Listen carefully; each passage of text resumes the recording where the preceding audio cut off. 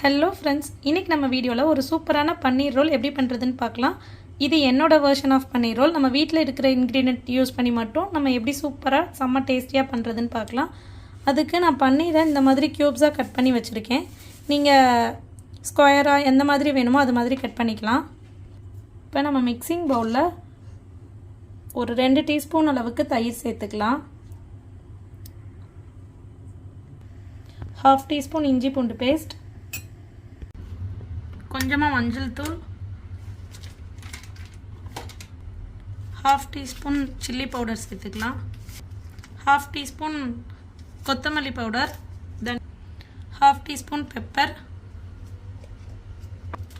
1/2 teaspoon garam masala,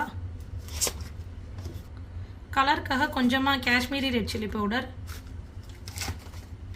கொஞ்சமாக ஃப்ளேவருக்காக chicken 65 masala. இது வேண்டாட்டி கூட நீங்கள் ஸ்கிப் பண்ணிக்கலாம். கொஞ்சமாக உப்பு சேர்த்துட்டு இதை நல்லா மிக்ஸ் பண்ணி விட்டுக்கலாம். ஸ்பூன் யூஸ் பண்ணுறதை விட கைட்டை மிக்ஸ் பண்ணால் இன்னும் கொஞ்சம் கம்ஃபர்டபுளாக இருக்கும். ஸோ இதை மிக்ஸ் பண்ணியாச்சு. இப்போ இந்த பேஸ்ட்டில் நம்ம கட் பண்ணி வச்சுருக்கிற பன்னீர் க்யூப்ஸை ஆட் பண்ணிக்கலாம். ஆட் பண்ணிவிட்டு இதை நல்லா மிக்ஸ் பண்ணி விட்டுருங்க, உடையாத அளவுக்கு. கொஞ்சம் ட்ரையாக இருக்கிற மாதிரி தான் இருக்கும்.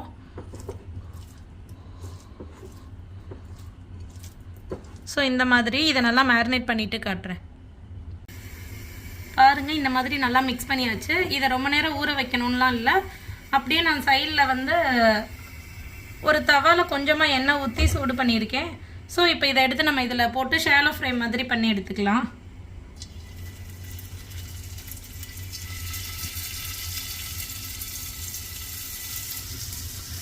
நான் கம்மியாக தான் செய்கிறதுனால மொத்தமாக ஒரே பேட்சில் எல்லாத்தையும் ஆட் பண்ணிட்டேன். பன்னீர் குக் ஆகிறதுக்கு ரொம்பலாம் டைம் எடுக்காது. ஒரு மேக்ஸிமம் ஒரு 5 மினிட்ஸ்க்குள்ளே 2 சைடும் திருப்பி விட்டு வேக வச்சுட்டு நம்ம பார்த்துக்கலாம். பாருங்கள், இப்போ இது நல்லா கிறிஸ்பியாக ரெடி ஆயிடுச்சு. எல்லா சைடும் இந்த மாதிரி திருப்பி விட்டு ஃப்ரை பண்ணிக்கணும். அவ்வளோதான், இப்போ ரெடி ஆயிடுச்சு. இதை நம்ம இப்போ எடுத்துக்கலாம்.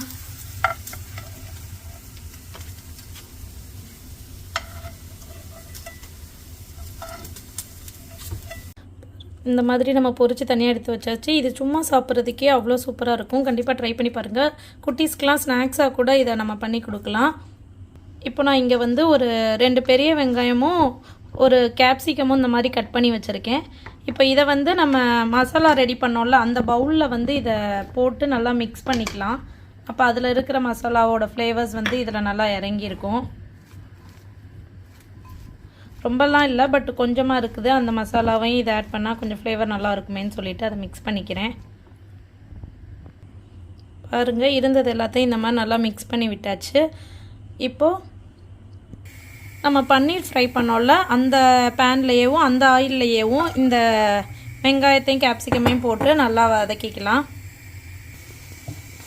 எண்ணெய்லாம் ஜாஸ்தி ஆட் பண்ண வேண்டாம். ஸோ நம்ம அதில் இருக்கிற ஆயிலே நம்மளுக்கு இதுக்கு போதும். ஏன்னா அந்த வெங்காயமும் கேப்சிகமும் ரொம்ப சாஃப்டாக வதங்கணும்னு இல்லை, கொஞ்சம் க்ரன்ச்சியாக இருந்தால் தான் இந்த ரோலில் கடித்து சாப்பிட்றப்போ நல்லாயிருக்கும் டேஸ்ட்டு. இப்போ இந்த வெங்காயம் கேப்சிகமுக்கு தேவையான அளவுக்கு உப்பு சேர்த்துக்கலாம். காரத்துக்கு நான் கொஞ்சமாக சில்லி ஃப்ளேக்ஸ் ஆட் பண்ணிக்கிறேன். நீங்கள் சில்லி பவுடர் வேணும்னா கூட சேர்த்துக்கலாம். கொஞ்சமாக கரம் மசாலா,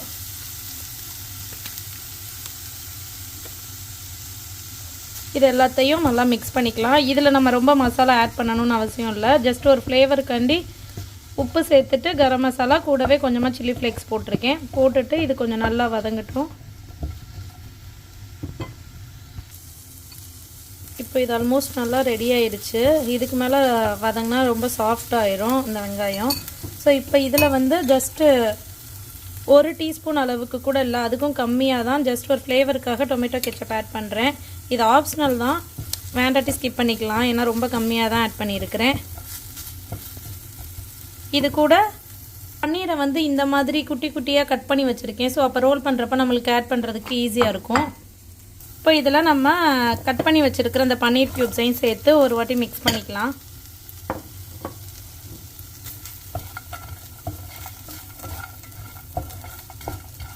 அவ்வளோதான். இப்போ நம்ம உள்ளக்க வைக்கிறதுக்கான ஃபில்லிங் நம்மளுக்கு ரெடி ஆயிடுச்சு. உங்களுக்கு கெச்சப் கூடவோ கம்மியாகவோ வேணும்னா அட்ஜஸ்ட் பண்ணி சேர்த்துக்கோங்க. இப்போ உப்பு காரம் எல்லாம் செக் பண்ணிக்கலாம். அவ்வளோதான் ஃப்ரெண்ட்ஸ், பன்னீர் ஃபில்லிங் ரெடி ஆயிடுச்சு. இப்போ நம்ம ஸ்டவ் ஆஃப் பண்ணிக்கலாம். இந்த மாதிரி சப்பாத்தியும் சுட்டு வச்சுட்டேன். இது வந்து நார்மல் வீட் சப்பாத்தி, கோதுமை மாவில் தான் செஞ்சுருக்கேன். உங்களுக்கு வேணும்னா மைதா மாவுலையும் செஞ்சுக்கலாம், அது இன்னும் டேஸ்ட்டாக இருக்கும். ஸோ இப்போ இதுலேருந்து ஒரு சப்பாத்தி எடுத்து வேணும்னா நம்ம லைட்டாக வந்து கெச்சப் ஸ்ப்ரெட் பண்ணிக்கிறேன். இது ஆப்ஷனல் தான். வேண்டாட்டி ஜஸ்ட் அந்த ரோல் மட்டும் வச்சு ஃபில்லிங் வச்சு சாப்பிட்டா, அந்த ஃபில்லிங் மட்டும் வச்சு ரோல் பண்ணி சாப்பிட்டா கூட நல்லாயிருக்கும்.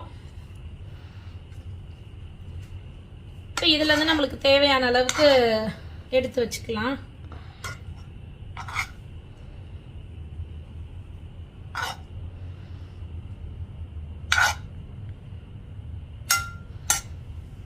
இப்போ கொஞ்சமாக இதில் வந்து பச்சை வெங்காயத்தை சேர்த்துக்கிறேன். அப்போ அந்த கிரன்ச்சினஸ் வந்து இன்னும் நல்லாயிருக்கும்.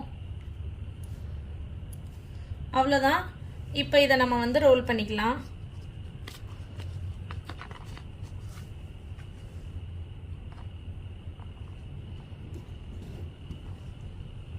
அவ்வளோதான், பாருங்க, ஒரு சூப்பரான பன்னீர் ரோல் ரெடி ஆயிடுச்சு. இந்த மாதிரி நம்ம குட்டீஸ் கொடுக்கறதா இருந்தால் கொஞ்சம் மயோனைஸ் கூட ஸ்ப்ரெட் பண்ணிட்டு கொடுத்தோம்னா இன்னும் டேஸ்ட்டாக இருக்கும். இந்த ரெசிபியை கண்டிப்பாக நீங்களும் ட்ரை பண்ணி பாருங்கள். ட்ரை பண்ணி பார்த்துட்டு உங்களோட கமெண்ட்ஸ் அண்ட் ஃபீட்பேக்ஸை மறக்காமல் ஷேர் பண்ணுங்கள். உங்களுக்கு இந்த வீடியோ பிடிச்சிருந்துச்சுன்னா லைக் பண்ணுங்கள், உங்கள் ஃப்ரெண்ட்ஸ் அண்ட் ஃபேமிலியோட ஷேர் பண்ணிவிட்டு மறக்காம நம்ம சேனலுக்கு சப்ஸ்கிரைப் பண்ணுங்கள். Thank you friends, Tata.